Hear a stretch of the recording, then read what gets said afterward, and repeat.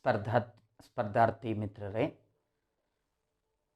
ಸ್ಪರ್ಧಾತ್ಮಕ ಪರೀಕ್ಷೆಗಳಲ್ಲಿ ವಿಜ್ಞಾನವನ್ನು ನಿಮಗೆ ಪರಿಚಯಿಸುವಾಗ ಸಾಂಪ್ರದಾಯಿಕ ವಿಜ್ಞಾನ, ಅಸಾಂಪ್ರದಾಯಿಕ ವಿಜ್ಞಾನ ಹಾಗೂ ತಂತ್ರಜ್ಞಾನ 3 ಭಾಗಗಳ ಬಗ್ಗೆ ನಿಮಗೆ ಪರಿಚಯ ಮಾಡಿಸಿದ್ದೆ.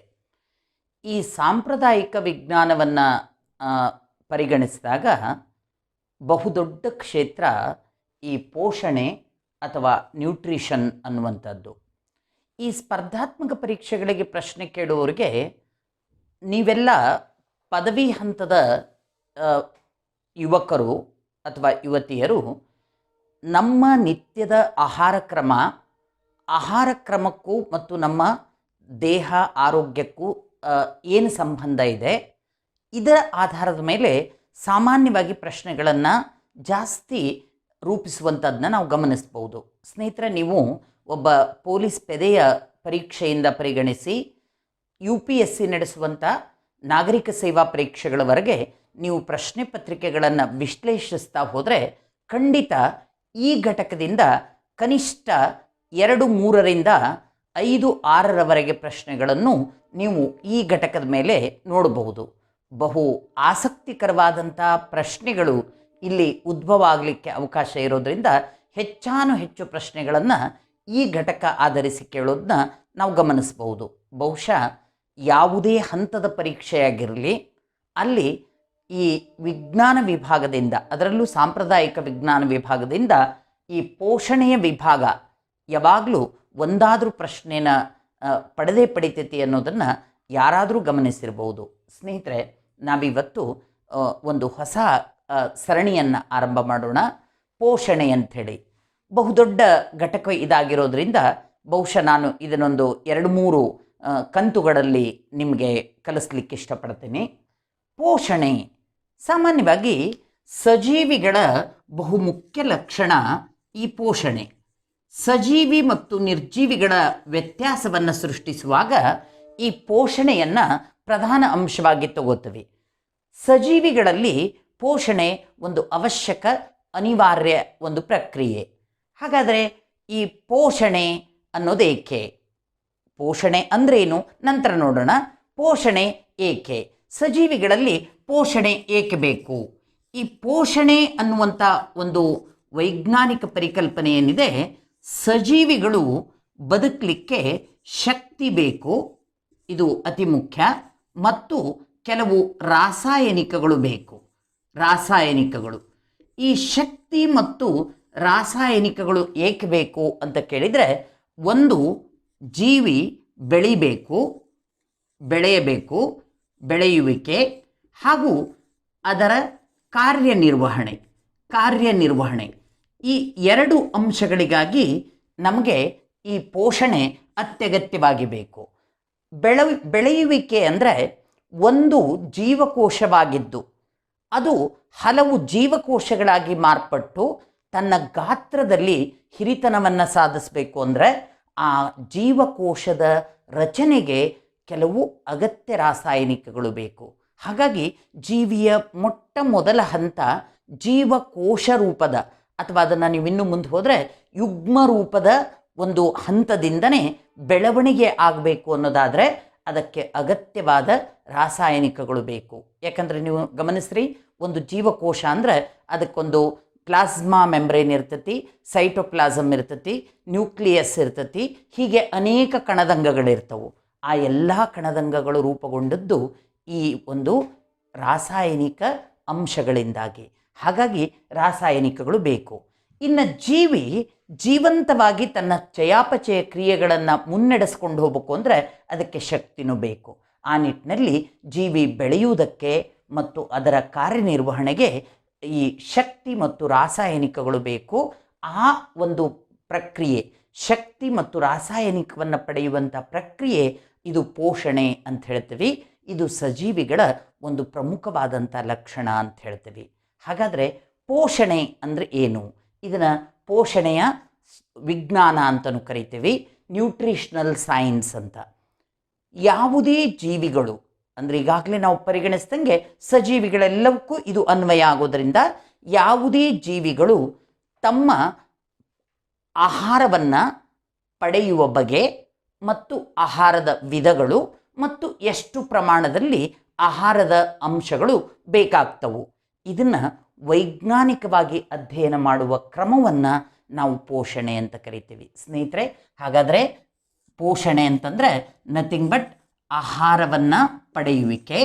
ಈ ಆಹಾರದ ವಿಧಗಳೆಷ್ಟು, ವಿಧಗಳು ಯಾವ ರೀತಿಯಲ್ಲಿ ಈ ಆಹಾರವನ್ನು ಅಂದರೆ ಈ ಶಕ್ತಿ ಮತ್ತು ರಾಸಾಯನಿಕವನ್ನು ಜೀವಿಗಳು ಪಡೀತವು, ಜೊತೆಗೆ ಎಷ್ಟು ಪ್ರಮಾಣದಲ್ಲಿ ಪಡೀತವು, ಎಷ್ಟು ಪ್ರಮಾಣದಲ್ಲಿ ಇವು ಪಡಿಬೇಕು, ಈ 3 ಅಂಶಗಳನ್ನು ನಾವು ಒಳಗೊಂಡು ಜೀವಿಯೊಂದು ಯಾವ ವಿಧದ ಆಹಾರವನ್ನು ಯಾವ ರೀತಿಯಲ್ಲಿ ಎಷ್ಟು ಪ್ರಮಾಣದಲ್ಲಿ ಜೀವಿ ಪಡಿತೈತಿ ಅನ್ನೋದನ್ನು ನಾವು ಪೋಷಣೆ ಅಂತ ಹೇಳ್ತೀವಿ. ಹಾಗೆ ಪೋಷಣೆಯನ್ನು ಆ ಪೋಷಣೆಯ ವಿಧದ ಆಧಾರದ ಮೇಲೆ, ಅಂದರೆ ಜೀವಿಗಳನ್ನು ಪೋಷಣೆಯ ವಿಧದ ಆಧಾರದ ಮೇಲೆ 2 ರೀತಿಯಾಗಿ ನಾವು ವರ್ಗೀಕರಿಸ್ತೀವಿ. ಪೋಷಣೆ ಹೇಗಿದೆ ಅನ್ನೋದರ ಆಧಾರದ ಮೇಲೆ ಜೀವಿಗಳು 2 ವರ್ಗವಾಗಿ ವಿಭಾಗ ಆಗ್ತವು. 1ನೇ ವರ್ಗ ಸ್ವಪೋಷಕಗಳು ಅಂಥೇಳಿ, ಸ್ವಪೋಷಕಗಳು. ಇವನ್ನ ಆಟೋಟ್ರೋಪ್ಸ್ ಅಂತ ಹೇಳ್ತೀವಿ. ಸ್ವಪೋಷಕಗಳು ಅಂದರೆ ಆಟೋಟ್ರೋಪ್ಸ್ ಅಂತ ಹೇಳ್ತೀವಿ, ಇಂಗ್ಲೀಷ್ನಾಗ ಆಟೋಟ್ರೋಪ್ಸ್ ಅಂತ ಹೇಳ್ತೀವಿ, ಆಟೋಟ್ರೋಪ್ಸ್. ಇನ್ನು ಪರಪೋಷಕಗಳು, ಪರಪೋಷಕಗಳು, ಪರಪೋಷಕಗಳು ಇವುಗಳನ್ನು ಹೆಟೆರೋಟ್ರೋಪ್ಸ್ ಅಂತ ಹೇಳ್ತೀವಿ, ಹೆಟೆರೋಟ್ರೋಪ್ಸ್ ಅಂಥೇಳಿ, ಹೆಟೆರೋಟ್ರೋಪ್ಸ್ ಅಂತ ಹೇಳ್ತೀವಿ. ಅಂದರೆ ಆಹಾರವನ್ನು ಜೀವಿಗಳು ಹೇಗೆ ಪಡಿತವು? ಮೊದಲೇದು ಸ್ವಪೋಷಕ ಮಾರ್ಗದಿಂದ, ಅಂದರೆ ತಮ್ಮ ಆಹಾರವನ್ನು ಜೀವಿಗಳು ತಾವೇ ತಯಾರಿಸಿಕೊಂಡು ಅದನ್ನು ಬಳಸ್ಕೊಳ್ಳುವಂತಹ ಕ್ರಮ ಕೆಲವು ಜೀವಿಗಳಲ್ಲೈತಿ. ಅದನ್ನು ನಾವು ಸ್ವಪೋಷಕಗಳು ಅಂತ ಕರಿತೇವೆ. ಅವನ್ನ ಉದಾಹರಣೆಗೆ ಸಸ್ಯಗಳು, ಮುಖ್ಯವಾಗಿ ಸಸ್ಯಗಳನ್ನು ಸ್ವಪೋಷಕಗಳು ಅಂತ ಕರಿತೇವೆ. ಅಲ್ಗೆಗಳು ಅಂದರೆ ವಿಶೇಷವಾಗಿ ಏಕಕೋಶೀಯ ಜೀವಿಗಳ ಸಸ್ಯಗಳಾದಂಥ ಅಲ್ಗೆಗಳು, ಕೆಲವು ಆಯ್ದ ಬ್ಯಾಕ್ಟೀರಿಯಾಗಳು, ಇನ್ನು ಯುಗ್ಲಿನೈಡ್ಸ್, ಯುಗ್ಲಿನ ವರ್ಗಕ್ಕೆ ಸೇರಿದ ಜೀವಿಗಳು. ಇವುಗಳಲ್ಲಿ ಪತ್ರಹರಿತ್ತು ಎಂಬ ವರ್ಣಕ ದ್ರವ್ಯ ಇರುತ್ತೆ ಸ್ನೇಹಿತರೆ. ಈ ದ್ರವ್ಯದ ಸಹಾಯದಿಂದ ಸೂರ್ಯನ ಬೆಳಕನ್ನು ಬಳಸಿಕೊಂಡು ಅವು ತಮ್ಮದೇ ಆಹಾರವನ್ನು ತಾವೇ ತಯಾರಿಸ್ಕೊಳ್ತವು. ಇದನ್ನು ದ್ಯುತಿಸಂಶ್ಲೇಷಣಾ ಕ್ರಿಯೆ ಅಂತ ಕರಿತೀವಿ. ಇಲ್ಲಿ ನಿರವಯವ ವಸ್ತುಗಳನ್ನು ನಿಸರ್ಗದಿಂದ ಬಳಸ್ಕೊಂಡು ಸಾವಯವ ವಸ್ತುಗಳನ್ನು ತಾವೇ ಸಿದ್ಧಪಡಿಸ್ಕೊಳ್ಳುವಂಥ ಪ್ರಕ್ರಿಯೆ ಈ ಸ್ವಪೋಷಕಗಳಲ್ಲಿ ಜರುಗುತ್ತದೆ. ಬಹಳಷ್ಟು ಸರಿ ನಾವು ಸಣ್ಣ ಮಕ್ಕಳಿಗೆ ಪಾಠ ಮಾಡುವಾಗ ಡೆಫಿನೇಷನ್ ಹೀಗೆ ಹೇಳಿಬಿಟ್ರೆ, ತಮ್ಮ ಆಹಾರವನ್ನು ತಾವೇ ತಯಾರಿಸಿಕೊಂಡು ಜೀವಿಸುವ ಜೀವಿಗಳು ಸ್ವಪೋಷಕಗಳು ಅಂದ ಕೂಡಲೇ ಮನುಷ್ಯರು ತಮ್ಮ ಅಡಿಗೆ ತಾವೇ ಮಾಡ್ಕೋತಾರೆ, ಅದಕ್ಕೆ ಅವರು ಸ್ವಪೋಷಕರು ಅಂತ ಭಾವಿಸುವಂಥ ಸಣ್ಣ ಮಕ್ಕಳ ಮನಸ್ಥಿತಿನೂ ಇರ್ತತಿ. ಬಟ್ ನೀವು ಪ್ರಬುದ್ಧತೆ ಇರೋದ್ರಿಂದ ನೀವು ಅದನ್ನು ಸರಿಯಾಗಿ ಅರ್ಥ ಮಾಡ್ಕೋತೀರಿ ಅಂತ ಭಾವಿಸ್ತೀನಿ. ನಾವು ಆಹಾರ ತಯಾರಿಸ್ಕೊಳ್ಳೋದು ಮನುಷ್ಯರು ಕುಕ್ಕಿಂಗ್ ಪ್ರಾಸೆಸ್ ಅಷ್ಟೇ. ಇದರ ಮೂಲ ದ್ರವ್ಯವನ್ನು ನಾವು ತಯಾರು ಮಾಡೋಕ್ಕೆ ಬರೋದಿಲ್ಲ. ನಾವೆಲ್ಲ ಪರಪೋಷಕಗಳ ವರ್ಗದಲ್ಲಿರ್ತವೆ. ಈ ಸಸ್ಯಗಳು ತಯಾರಿಸಿದ ಧಾನ್ಯಗಳನ್ನು, ತರಕಾರಿಗಳನ್ನು, ಹಣ್ಣು ಹಂಪಲುಗಳನ್ನು ನಾವು ಆಹಾರವಾಗಿ ಬಳಸ್ಕೋತೀವಿ. ಹಾಗಾಗಿ ಸಸ್ಯಗಳು ಮಾತ್ರ ಸ್ವಪೋಷಕಗಳು ಅಂತ ಹೇಳ್ತೀವಿ. ಹಂಗಾರೆ ಇನ್ನು ಪರಪೋಷಕಗಳು ಅಂದರೆ ಯಾವುವು? ಯಾವ ಜೀವಿಗಳು ತಮ್ಮ ಆಹಾರವನ್ನು ತಾವೇ ತಯಾರಿಸಿಕೊಳ್ಳಲಿಕ್ಕೆ ಸಾಧ್ಯವಿಲ್ಲವೋ, ತಮ್ಮ ಆಹಾರಕ್ಕಾಗಿ ಅನ್ಯ ಜೀವಿಗಳ ಮೇಲೆ ಅವಲಂಬಿತವಾಗಿರ್ತವೋ ಅಂತಹ ಜೀವಿಗಳನ್ನು ಪರಪೋಷಕಗಳು ಅಂತ ಕರಿತೀವಿ. ಉದಾಹರಣೆಗೆ ಬಹುತೇಕ ಎಲ್ಲ ಪ್ರಾಣಿ ಪ್ರಪಂಚದ ಪ್ರಾಣಿಗಳೆಲ್ಲ ಪರಪೋಷಕಗಳು. ಪರಪೋಷಕಗಳು ಅಂದರೆ ಇನ್ನೊಬ್ಬರು ಆಹಾರ ತಯಾರಿಸಿದ್ದನ್ನು ತಾವು ಬಳಸ್ಕೊಳ್ಳುವಂತಹ ಜೀವಿ ವರ್ಗ ಇದು. ಸೊ ಇವುಗಳನ್ನು ನಾವು ಪರಪೋಷಕಗಳು ಅಂತ ಕರಿತೀವಿ ಸ್ನೇಹಿತರೆ. ಹಾಗಾದರೆ ಈ ಪರಪೋಷಕಗಳನ್ನು ನಾವು ಮತ್ತೆ 2 ವಿಭಾಗಗಳಾಗಿ ವಿಭಾಗಿಸ್ತೀವಿ. ಒಂದು ಸ್ಯಾಪ್ರೋಫೈಟ್ಸ್ ಅಂಥೇಳಿ, ಸ್ಯಾಪ್ರೋಫೈಟ್ಸ್ ಅಂಥೇಳಿ, ಸ್ಯಾಪ್ರೋಫೈಟ್ಸ್ ಇವನ್ನ ಪೋತಿ ಜೀವಿಗಳು ಅಂತ ಕರೀತಾರೆ. ಪೋತಿ ಜೀವಿಗಳು ಅಂಥೇಳಿ ಸ್ಯಾಪ್ರೋಫೈಟ್ಸ್. ಇನ್ನೊಂದು ವರ್ಗ ಪ್ಯಾರಾಸೈಟ್ಸ್, ಪರಾವಲಂಬಿಗಳು. ಪರಾವಲಂಬಿಗಳು, ಪರಾವಲಂಬಿಗಳು ಅಂದರೆ ಇನ್ನೊಂದು ಜೀವಿಯನ್ನು ಅವಲಂಬಿಸಿ ಬದುಕುವಂಥವು. ಹಂಗಾರೆ ಸ್ಯಾಪ್ರೋಫೈಟ್ಸ್ ಅಂದ್ರೇನು? ಸತ್ತ ಜೀವಿಯೊಂದರಿಂದ ತಮ್ಮ ಅಗತ್ಯದ ಶಕ್ತಿಯನ್ನು ಪಡೆದುಕೊಂಡು ಬದುಕುವಂತಹ ಜೀವಿಗಳನ್ನು ನಾವು ಸ್ಯಾಪ್ರೋಫೈಟ್ಸ್ ಅಥವಾ ಪೋತಿ ಜೀವಿಗಳು ಅಂತ ಹೇಳ್ತೀವಿ. ಬ್ಯಾಕ್ಟೀರಿಯಾಗಳು, ಶಿಲೀಂಧ್ರಗಳು ಈ ವರ್ಗಕ್ಕೆ ಸೇರಿದ್ವು. ಸತ್ತ ಸಸ್ಯಗಳು ಅಥವಾ ಪ್ರಾಣಿಗಳ ದೇಹದಿಂದ ಅವುಗಳನ್ನು ಕೊಳೆಯಿಸುವ ಮೂಲಕ ತಮ್ಮ ಒಂದು ಶಕ್ತಿಯ ಅಗತ್ಯವನ್ನು, ಪೋಷಕಾಂಶಗಳ ಅಗತ್ಯವನ್ನು ಅವು ಪೂರೈಸ್ಕೊಳ್ಳೋದ್ರಿಂದ ಇವನ್ನ ಪೋತಿ ಜೀವಿಗಳು ಅಂತ ಹೇಳ್ತೀವಿ. ಮುಂದೊಂದು ಹಂತ ಬಂದಾಗ ನಾನು ನಿಮಗೆ ಅವನ್ನ ಕೊಳೆತಿನಿಗಳು ಅಂಥೇಳಿ, ಡಿಕಾಂಪೋಸರ್ಸ್ ಅಂತ ನಿಮಗೆ ಪರಿಚಯಿಸ್ತೇನೆ. ಹಂಗಾರೆ ಮನುಷ್ಯ ಪರಾವಲಂಬಿ. ಮನುಷ್ಯನಂತೆ ಎಲ್ಲ ಬಹುತೇಕ ಉಳಿದೆಲ್ಲ ಪ್ರಾಣಿ ಪ್ರಪಂಚವೂ ಪರಾವಲಂಬಿನೇ. ಆ ಪರಾವಲಂಬಿಗಳ ವರ್ಗ ಬಹುದೊಡ್ಡ ವರ್ಗವಾಗಿರೋದ್ರಿಂದ ಇವು ಇನ್ನೊಂದು ಜೀವಿಯನ್ನು ಅಥವಾ ಸಸ್ಯವನ್ನು ಪ್ರತ್ಯಕ್ಷವಾಗಿ ಅಥವಾ ಪರೋಕ್ಷವಾಗಿ ಅವಲಂಬಿಸಿ ತಮ್ಮ ಪೋಷಣೆಯನ್ನು ತಾವು ಪಡಿತವು. ಹಾಗಾಗಿ ಇವುಗಳನ್ನು ನಾವೇನಂತ ಕರಿತೀವಿ ಅಂತಂದರೆ ಪರಾವಲಂಬಿ ಜೀವಿಗಳು ಅಂತ ಕರಿತೀವಿ. ಸ್ನೇಹಿತರೆ, ಈಗಾಗಲೇ ನಾನು ಒಂದು ಅಂಶವನ್ನು ನಿಮ್ಮೊಂದಿಗೆ ಚರ್ಚೆ ಮಾಡಿದ್ದೆ. ಏನು ಅಂಶ ಅಂತಂದರೆ, ಈ ಪೋಷಣೆ ಅನ್ನೋದು ಶಕ್ತಿ ಮತ್ತು ಬೆಳವಣಿಗೆ, ಅಂದರೆ ಜೀವಿ ಬೆಳಿಲಿಕ್ಕೆ ಅಗತ್ಯ ಅಂಥೇಳಿ.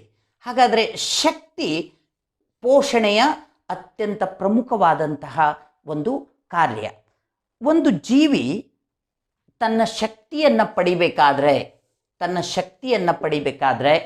ಅಗತ್ಯ ಪೋಷಣೆ ಇರಲೇಬೇಕು.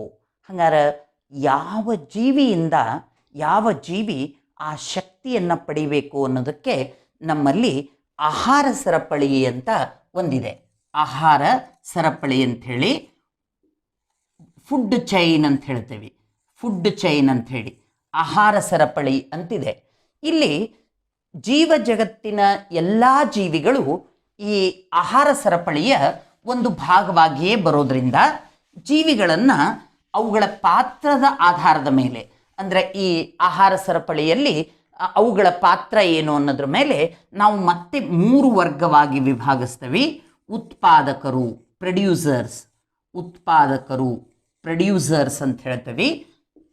ಪ್ರೊಡ್ಯೂಸರ್ಸ್ ಇದು ಆಹಾರವನ್ನು, ಅಂದರೆ ಶಕ್ತಿಯನ್ನು ಉತ್ಪಾದಿಸುವಂತಹ ಒಂದು ವರ್ಗ. ಎರಡನೇದು ಗ್ರಾಹಕರು ಅಥವಾ ಉಪಭೋಗಿಗಳು ಅಂತಲೂ ನಾವು ಕನ್ನಡದೊಳಗೆ ಪದ ಬಳಸ್ತೀವಿ. ಉಪಭೋಗಿಗಳು ಇವುಗಳನ್ನು ಕನ್ಸ್ಯೂಮರ್ಸ್ ಅಂತ ಹೇಳ್ತೀವಿ. ಅಂಥೇಳಿ ಮೂರನೇ ವರ್ಗ ಡಿಕಾಂಪೋಸರ್ಸ್, ಅಂದರೆ ಕೊಳೆತಿನಿಗಳು.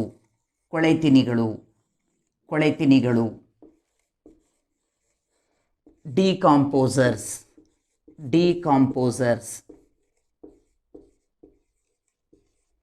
ಕನ್ಸ್ಯೂಮರ್ಸ್. ಸೊ ಸ್ನೇಹಿತರೆ, ಆಹಾರವನ್ನು ಅಂದರೆ ಅರ್ಥ ಪರೋಕ್ಷವಾಗಿ ಶಕ್ತಿಯನ್ನು ಉತ್ಪಾದಿಸುವಂತಹ ವರ್ಗ ಇದು ಉತ್ಪಾದಕ ವರ್ಗ. ಸಾಮಾನ್ಯವಾಗಿ ಸಸ್ಯಗಳನ್ನು ಉತ್ಪಾದಕರು ಅಂತ ಕರಿತೀವಿ. ಶಕ್ತಿಯ ಒಂದು ಉತ್ಪಾದನೆ ನಡೆಯೋದೇ ಸಸ್ಯಗಳಿಂದ. ಕನ್ಸ್ಯೂಮರ್ಸ್ ಅಂದರೆ ಪ್ರಾಣಿ ಪ್ರಪಂಚ, ಅಂದರೆ ನಾವು ಪರಪೋಷಕಗಳಾಗೋದ್ರಿಂದ ಯಾವುದೇ ಪ್ರಾಣಿ ಇರಲಿ ಅದು ಉಪಭೋಗ ಮಾಡುವಂಥದ್ದು ಉಪಭೋಗಿ, ಅಥವಾ ಅದನ್ನು ಗ್ರಾಹಕ ಅಂತ ಕರಿತೀವಿ. ಈ ಕೊಳೆತಿನಿಗಳು ಅಂತಿದೆಯಲ್ಲ, ಇದು ಡಿಕಾಂಪೋಸರ್ಸ್. ವಿಶೇಷವಾಗಿ ಸ್ಪರ್ಧಾತ್ಮಕ ಪರೀಕ್ಷೆಗೆ ಇದನ್ನು ನೀವು ನೆನಪಿಟ್ಕೊಳ್ಳೇಬೇಕು 2 ದೃಷ್ಟಿಯಿಂದ. ಒಂದು, ಈ ಪೂರ್ವಭಾವಿ ಪರೀಕ್ಷೆಗಳಂತಹ ಅಥವಾ ಒಂದೇ ಪರೀಕ್ಷೆ ಇರುವಂಥ ಪ್ರಶ್ನೆ ಪತ್ರಿಕೆಯೊಳಗೆ ಸಾಮಾನ್ಯ ಅಧ್ಯಯನದಲ್ಲಿ ಸಾಮಾನ್ಯವಾಗಿ ಇವುಗಳನ್ನು ಕೇಳುವಂತಹ ಸಾಧ್ಯತೆ ಇರೋದು. ಇನ್ನೊಂದು ದೃಷ್ಟಿಯಿಂದ ಮುಖ್ಯ ಪರೀಕ್ಷೆ ಬಂದಾಗ ಈ ಕೊಳೆತಿನಿಗಳ ಪಾತ್ರವನ್ನು, ಪರಿಸರ ಸಮತೋಲನದಲ್ಲಿ ಕೊಳೆತಿನಿಗಳ ಪಾತ್ರವನ್ನು ಹೆಚ್ಚಾಗಿ ಪ್ರಶ್ನಿಸ್ತಾರೆ. ಸ್ನೇಹಿತರೆ, ಈ ನಿಸರ್ಗದಲ್ಲಿ ಶಕ್ತಿ ಸೀಮಿತವಾಗಿದೆ. ಅಂದರೆ ನೀವು ಲಾ ಆಫ್ ಕನ್ಸರ್ವೇಷನ್ ಆಫ್ ಎನರ್ಜಿನ ಅಭ್ಯಾಸ ಮಾಡಿರ್ತೀರಿ. Energy neither be created nor be destroyed, it can be transformed from one form to another form ಅಂತ ನಾನು ಇಂಟ್ರೊಡಕ್ಟರಿ ಪಾರ್ಟಲ್ಲಿ E=mc² ಸೂತ್ರವನ್ನು ಒಮ್ಮೆ ಪ್ರಸ್ತಾಪ ಮಾಡಿದ್ದೆ. ಅಂದರೆ ಈ ಪ್ರಕೃತಿಯಲ್ಲಿ ಶಕ್ತಿ ಸೀಮಿತವಾಗಿದೆ, ಅದು ಅಷ್ಟೇ ಇರುತ್ತೆ. ಆದರೆ ಒಂದು ರೂಪದಿಂದ ಇನ್ನೊಂದು ರೂಪಕ್ಕೆ ಪರಿವರ್ತನೆ ನಡೀತಾ ಇರುತ್ತೆ. ಈ ಕೊಳೆತಿನಿಗಳು ಆ ಒಂದು ಸಮತೋಲನ ಕಾಪಾಡಲಿಕ್ಕಿರುವಂಥ ಬಹು ಪ್ರಮುಖವಾದ ಜೀವಿ ವರ್ಗ. ನಾವು ಬ್ಯಾಕ್ಟೀರಿಯಾ, ಶಿಲೀಂಧ್ರ ಅಂದ ಕೂಡಲೇ ಅವುಗಳ ಬಗ್ಗೆ ತಪ್ಪು ಅಭಿಪ್ರಾಯನೇ ಮೊದಲು ಯೋಚನೆ ಮಾಡ್ತೀವಿ.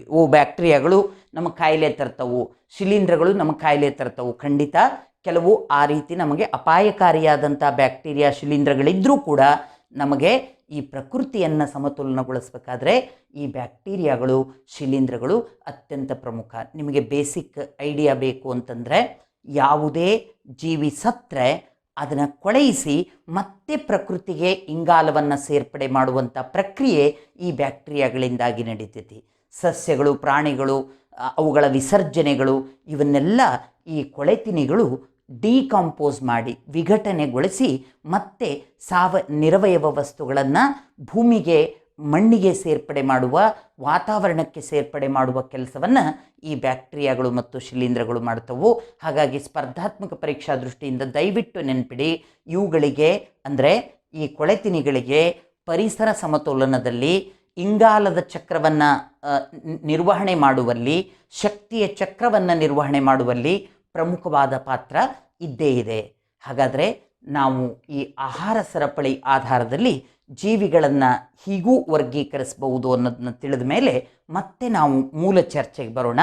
ನಮಗೆ ಶಕ್ತಿ ಬೇಕು, ಹಂಗಾರೆ ಯಾವುದಕ್ಕೆ ಶಕ್ತಿ ಬೇಕು ಪ್ರಶ್ನೆ ನೀವು ಕೇಳಿದರೆ, ಸಜೀವಿಯೊಂದರಲ್ಲಿ ಸಕ್ರಿಯವಾದ ಇಚ್ಛಾಪೂರ್ವಕ ಕೆಲವು ಕ್ರಿಯೆಗಳು ನಡೆದರೆ ಅನೈಚ್ಛಿಕವಾದ ಚಯಾಪಚಯ ಕ್ರಿಯೆಗಳು ಕೂಡ ಜೀವಿಯಲ್ಲಿ ನಡೀತಾ ಇರ್ತವು.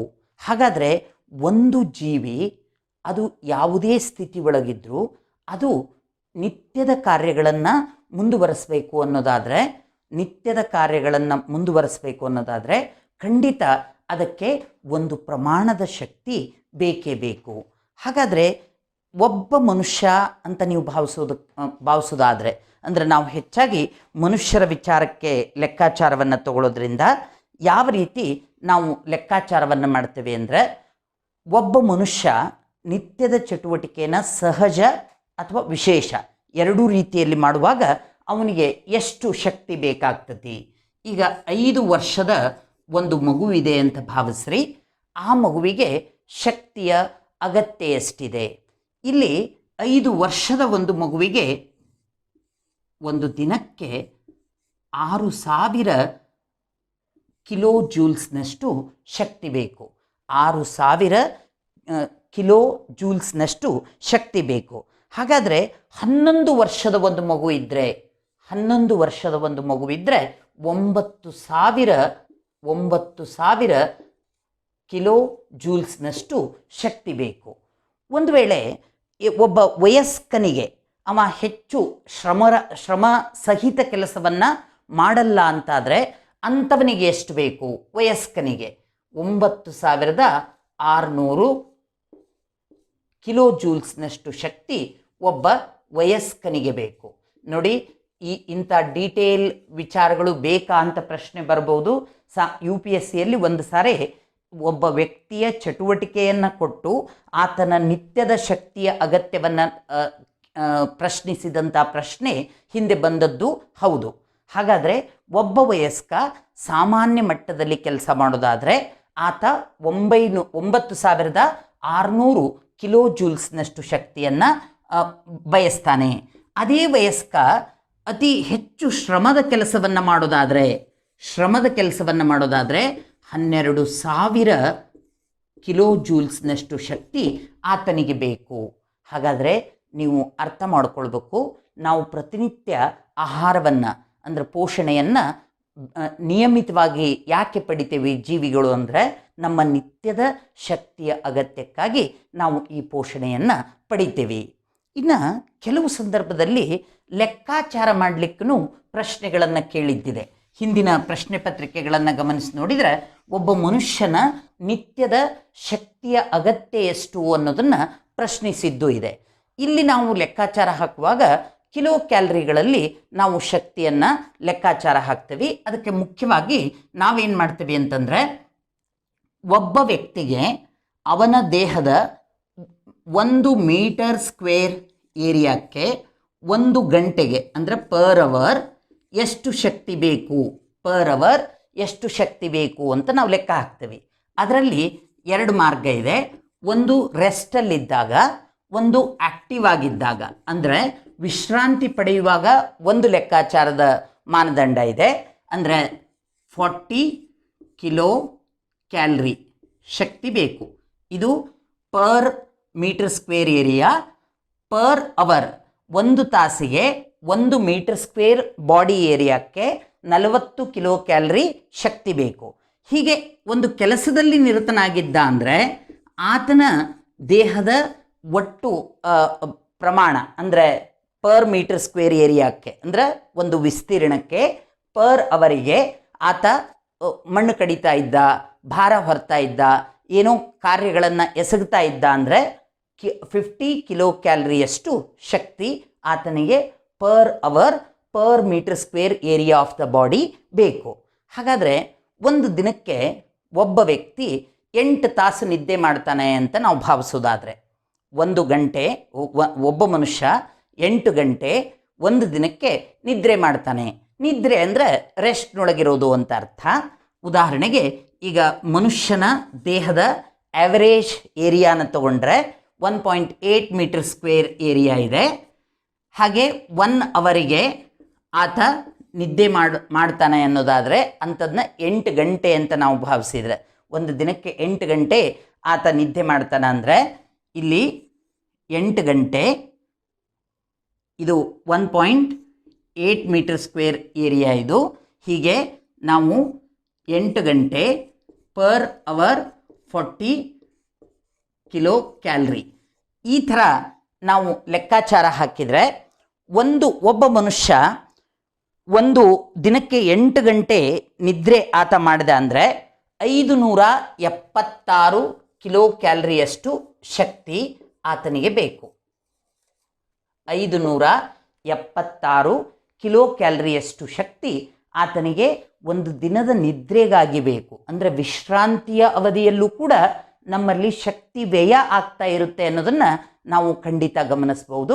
ಹಾಗಾಗಿ ನೀವು ಒಂದು ಆ್ಯಾವರೇಜ್ ಕನ್ಸಿಡ್ರೇಷನ್ನಿಗೆ ಬರೋದಾದರೆ, ಅಂದರೆ ಒಬ್ಬ ಕ್ಲರ್ಕ್ ಇದ್ದಾನೆ ಅಂದರೆ ಒಬ್ಬ ಕ್ಲರ್ಕ್ ಒಂದು ದಿನಕ್ಕೆ ಆತ ಕೂತು ಕೆಲಸ ಮಾಡುವವ ಅವನಿಗೆ ಎಷ್ಟು ಶಕ್ತಿ ಬೇಕು ಅಂತ ಕೇಳೋದಾದರೆ ಅದು 2688 ಕಿಲೋ ಕ್ಯಾಲರಿಯಷ್ಟು ಶಕ್ತಿ ಆತನಿಗೆ ಬೇಕು.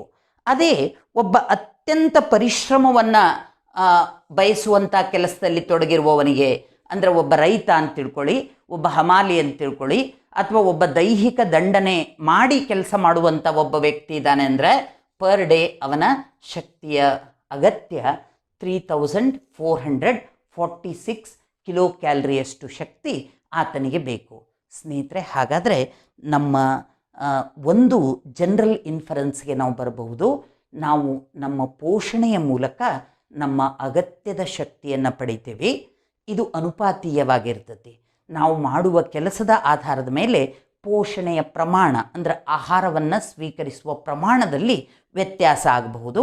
ಆದರೆ ಪ್ರತಿ ಜೀವಿಗೂ ಪೋಷಣೆ ಅತ್ಯಗತ್ಯ.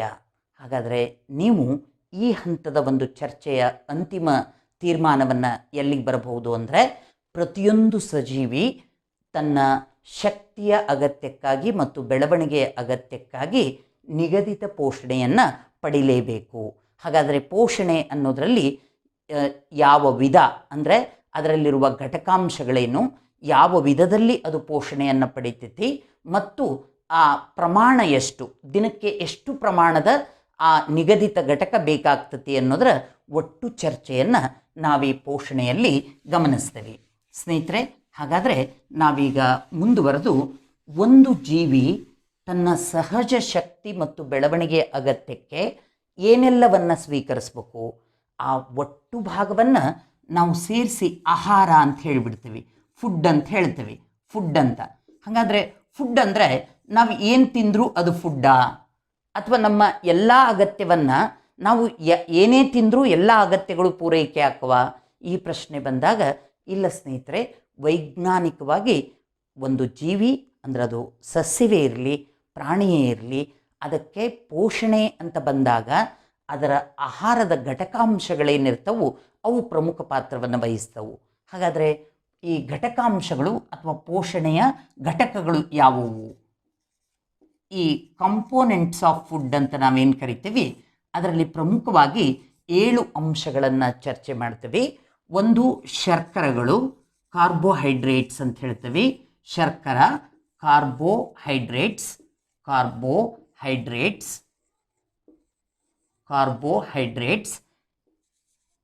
ಎರಡನೇದು ಪ್ರೋಟೀನ್ಗಳು ಅಥವಾ ಸಸಾರಜನಕ.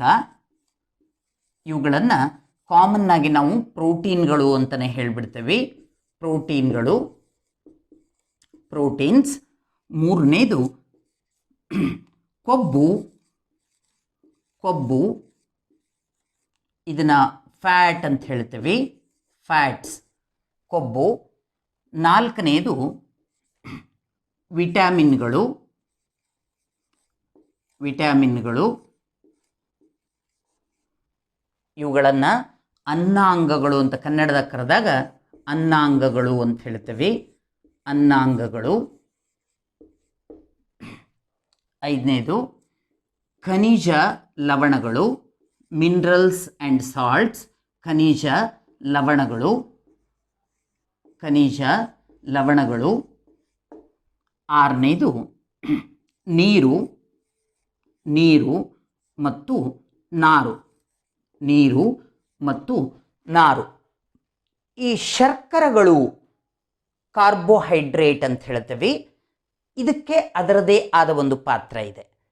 ಸಸಾರಜನಕಗಳು ಅದರದ್ದೇ ಆದ ಪಾತ್ರ ಇದೆ. ಕೊಬ್ಬು ಅದರದ್ದೇ ಆದ ಪಾತ್ರ ಇದೆ. ಹೀಗೆ ಪ್ರತಿಯೊಂದು ಘಟಕಾಂಶಗಳು, ಇವನ್ನ ನಾವು ನ್ಯೂಟ್ರಿಯೆಂಟ್ಸ್ ಅಂತ ಹೇಳ್ತೀವಿ, ಪೋಷಕಾಂಶದ ಘಟಕಗಳು ಅಂತ ಹೇಳ್ತೀವಿ.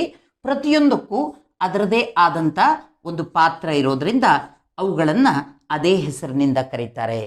ಇವಕ್ಕೆ ಕಾರ್ಬೋಹೈಡ್ರೇಟ್ಗಳಿಗೆ ಎನರ್ಜಿ ರಿಸೋರ್ಸಸ್ ಅಂತ ಹೇಳ್ತಾರೆ ಅಥವಾ ಎನರ್ಜಿ ಪ್ರೊವೈಡರ್ಸ್ ಅಂತ ಹೇಳ್ತಾರೆ. ಸ್ನೇಹಿತರೆ, ಇಷ್ಟೊತ್ತರೆಗೂ ನಾವು ಲೆಕ್ಕಾಚಾರ ಹಾಕಿದ್ವಿ.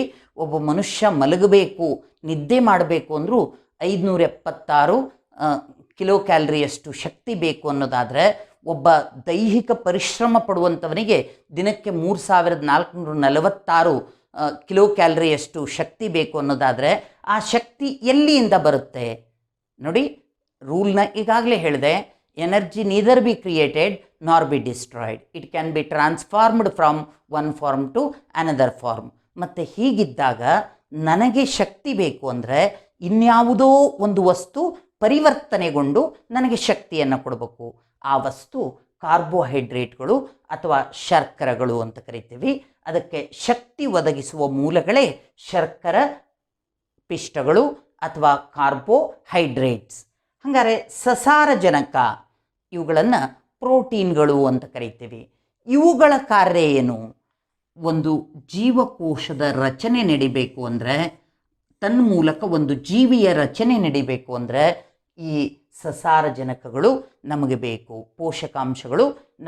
ಪೋಷಕಾಂಶದ ಬಹುದೊಡ್ಡ ಭಾಗ ಪ್ರೋಟೀನ್ಗಳು ನಮಗೆ ಬೇಕು. ಹಾಗಾದ್ರೆ ಇದರಿಂದ ನಮಗೇನು ಲಾಭ? ಜೀವಕೋಶದ ರಚನೆ ಆಗೋದ್ರ ಪರಿಣಾಮದಿಂದ ನಾವೆಲ್ಲ ಬೆಳೀತೇವೆ. ಬೆಳೀತಾ ಬೆಳೀತಾ ದೇಹದೊಳಗೆ ಅಷ್ಟೋ ಇಷ್ಟೋ ಕೋಶಗಳು ಸಾಯ್ತಾ ಇರ್ತವು, ಯಾವುದೋ ಅಂಗಗಳಿಗೆ ಹಾನಿ ಆಗ್ತಾ ಇರ್ತತಿ. ಮತ್ತೆ ಆ ಅಂಗಗಳನ್ನು ಪುನರ್ರೂಪಿಸಲಿಕ್ಕೆ ಪ್ರೋಟೀನ್ಗಳು ಅತ್ಯಗತ್ಯವಾಗಿ ಬೇಕು. ಹಾಗಾಗಿ ಇವುಗಳನ್ನು ರಚನಾಕಾರರು ಅಂತ ಕರಿತೀವಿ, ಸ್ಟ್ರಕ್ಚರಲ್ ಅಂತ ಹೇಳ್ತೇವೆ. ಇವುಗಳ ಫಂಕ್ಷನ್ ಏನು ಅಂದರೆ to give the structure and make the repairs ಅಂತ. ಹಾಗಾದ್ರೆ ನಮ್ಮ ಬೆಳವಣಿಗೆ ಏನಿದೆ ಇದು ನೇರವಾಗಿ ಪ್ರೋಟೀನ್ಗಳಿಗೆ ಸಂಬಂಧಿಸಿದೆ. ಬೆಳವಣಿಗೆ ನೇರವಾಗಿ ಪ್ರೋಟೀನ್ಗೆ ಸಂಬಂಧಿಸಿದೆ. ಹಾಗಾದರೆ ಪ್ರೋಟೀನ್ನಿಂದ ಕೇವಲ ಬೆಳವಣಿಗೆ ಮಾತ್ರ ಆಗುತ್ತಾ? ಇಲ್ಲ ಸ್ನೇಹಿತರೆ, ನಮ್ಮ ದೇಹದ ಅನೇಕ ಹಾರ್ಮೋನುಗಳ ಘಟಕಾಂಶ ಈ ಪ್ರೋಟೀನ್ಗಳು. ಅನೇಕ ನಮ್ಮ ದೇಹದ ಕಿಣ್ವಗಳು ಈ ಪ್ರೋಟೀನ್ನಿಂದನೇ ಮಾಡಲ್ಪಟ್ಟಿದ್ದು. ನಮ್ಮ ದೇಹದ ಅನೇಕ ಸ್ನಾಯುಗಳು, ಕೊಲಾಜಿನ್ಸ್ ಇವೆಲ್ಲವೂ ಈ ಪ್ರೋಟೀನ್ನಿಂದಲೇ ಮಾಡಲ್ಪಟ್ಟದ್ದು. ಹಾಗಾಗಿ ದೇಹದ ಚಯಾಪಚಯ ಕ್ರಿಯೆಗಳು ಪರಿಪೂರ್ಣವಾಗಿ ಸಮರ್ಪಕವಾಗಿ ನಡಿಬೇಕು ಅನ್ನೋದಾದರೆ, ದೇಹ ಪರಿಪೂರ್ಣವಾಗಿ ಬೆಳಿಬೇಕು ಅನ್ನೋದಾದರೆ ಪ್ರೋಟೀನ್ಗಳು ಅತ್ಯಗತ್ಯ. ಇನ್ನು ಇದ್ರ ಬಗ್ಗೆ ಬಹಳಷ್ಟು ನೆಗೆಟಿವ್ ಆ್ಯಟಿಟ್ಯೂಡ್ ಐತಿ. ಅದರಲ್ಲಿ ಫ್ಯಾಟ್ ಇದೆ ನಾ ತಿನ್ನಲ್ಲ, ಇದರಲ್ಲಿ ಫ್ಯಾಟ್ ಇದೆ ನಾ ತಿನ್ನಲ್ಲ, ಫ್ಯಾಟ್ನ ತಿನ್ನಲೇಬಾರ್ದು ಅನ್ನುವಂಥ ತಪ್ಪು ಕಲ್ಪನೆಗಳು ಕೂಡ ಅದವು. ಆದರೆ ಫ್ಯಾಟ್ಸ್ ಅಥವಾ ಕೊಬ್ಬು ಅನ್ನೋದೇನಿದೆ ಅತ್ಯಂತ ಪ್ರಮುಖವಾದ ಘಟಕವೇ. ಇದು ನಮಗೆ ಬೇಕು. ಇದರ ಪ್ರಮುಖ ಕೆಲಸ ರಕ್ಷಕ ಅಂತ ಕರಿತೀವಿ. ಇದನ್ನ ರಕ್ಷಕ ಅಂಥೇಳಿ, ಪ್ರೊಟೆಕ್ಟರ್ ಅಂಥೇಳಿ. ಯಾಕೆ ಇದನ್ನು ನಾವು ಹೀಗೆ ಹೇಳ್ತೇವೆ ಅಂದರೆ, ನಮ್ಮ ರೋಗ ನಿರೋಧಕ ಶಕ್ತಿಯಲ್ಲಿ ಪ್ರಮುಖ ಪಾತ್ರವನ್ನು ಈ ಕೊಬ್ಬಿನಂಶ ವಹಿಸ್ತತಿ. ಅಂದರೆ ನಾವು ಅನೇಕ ಕಾಯಿಲೆಗಳಿಂದ ನೋಡಿ, ಈಗ ಕೊರೋನಾದಂಥ ಕಾಯಿಲೆ ಬಂದಾಗ ನಮಗೆ ರೋಗ ಪ್ರತಿರೋಧಕ ಶಕ್ತಿ ಆ ವೈರಸ್ನ ವಿರುದ್ಧ ಇನ್ನೂ ಇಲ್ಲ ಅಂತ ಹೇಳ್ತೇವೆ.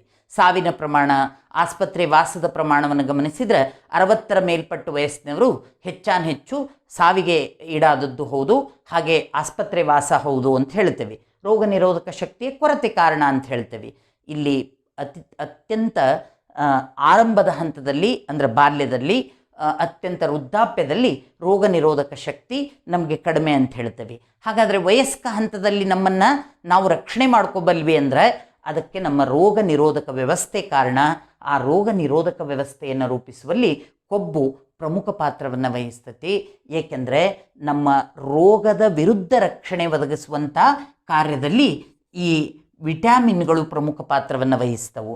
ಈ ವಿಟಮಿನ್ಗಳಲ್ಲಿ ADEK ಅನ್ನುವಂಥ ಈ ವಿಟಮಿನ್ಗಳು ಕೊಬ್ಬಿನಲ್ಲಿಯೇ ಕರಗೋದ್ರಿಂದ ಈ ಕೊಬ್ಬು ಅತ್ಯಗತ್ಯ.